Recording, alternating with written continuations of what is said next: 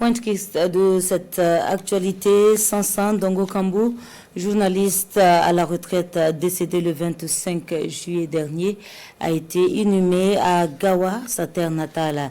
L'homme a travaillé de son vivant à la RTB, votre télévision nationale, en tant que journaliste, présentateur, puis rédacteur en chef adjoint. Également directeur général de la radio rurale de 2009 à 2012. Sansan Dongo Kambou a aussi servi au ministère de l'Agriculture en qualité de directeur de la communication. Zoom sur l'illustre disparu dans cette présentation signée Bernard Kumbelem et Benewende Frédéric Nikema. C'est à cette date, plus précisément le 7 septembre. Un baobab du journalisme burkinabé s'en est allé. L'époque perdait un journaliste présentateur à la RTB Télévision, Sansan Dongo Kambou a définitivement fermé les yeux ce 25 juillet 2024 à l'âge de 64 ans.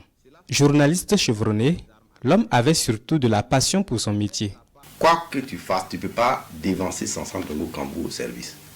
J'ai l'impression souvent qu'il vient ce soir 4 heures ou 5 heures, mais même ceux qui étaient en reportage à 6 heures et qui prenaient le départ à 6 heures, ils venaient toujours trouver Sansan Dongo Kambou calé. Je dois avouer que j'ai beaucoup appris de lui. C'est le genre de grand frère dans le boulot. Quand vous finissez, vous venez lui soumettre votre papier, il n'hésite pas à faire les critiques constructives qu'il le faut pour vous permettre d'améliorer. En un quart de tour, il peut vous aider à réorganiser même au cas où vos idées ne sont pas en place, bien qu'il ne soit pas allé sur le terrain avec vous. C'est un grand monsieur, un grand journaliste qui a fait son travail et qui a aidé la télévision du Burkina, comme je le disais tantôt, à gagner ses lettres de noblesse. Documentariste, doté d'un sens du travail bien fait, Sansan Dongo Kambou a très vite consacré l'essentiel de sa carrière au reportage de proximité. Il parcourait le Burkina à la recherche des sujets pertinents, des sujets d'importance pour rendre visible à travers ses documentaires.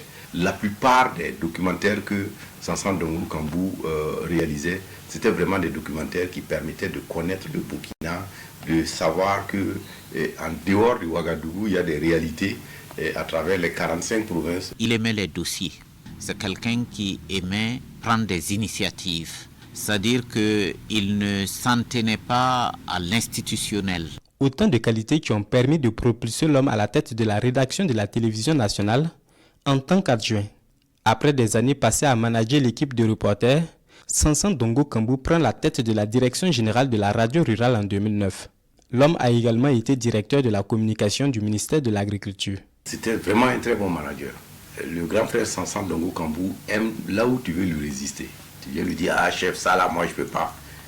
Il est assez doué pour te trouver les moyens de faire le travail pour lequel tu veux résister ou peut-être tu ne te sens pas suffisamment capable de le faire, sans forcément abuser de sa responsabilité, de son autorité. Un homme très rigoureux dans ce qu'il fait et qui avait également le contact assez facile avec ses collaborateurs et qui, à ce titre, a contribué énormément à servir tous ces Burkinabés qui résident en milieu rural et qui étaient des fidèles auditeurs donc, de la radio rurale. Sansan Dongo Kambou, toujours jovial et taquin selon ses collaborateurs, le natif de Gawa n'hésitait pas à se priver pour faire plaisir à ses proches. Sa disparition laisse donc un grand vide dans les cœurs. Réellement, il faut reconnaître que quelque part, c'est une grande perte. Une grande perte parce que l'homme avait des qualités. Il avait des qualités et il avait des connaissances qu'il pouvait encore continuer à transmettre à nos jeunes frères de la RTB. Il nous a éduqués à être humbles, à toujours soutenir les gens quand ils sont dans des situations difficiles, surtout à étudier à l'école. Voilà, c'est ce qu'il nous a enseigné. Franchement, la maladie l'a beaucoup secoué. Si on pouvait faire quelque chose pour le retenir, on l'aurait fait. Admis à la retraite en 2020, l'homme quitte la terre 4 ans après, emporté par la maladie. C'est désormais à Gawa, dans sa ville natale, qu'il repose auprès des siens.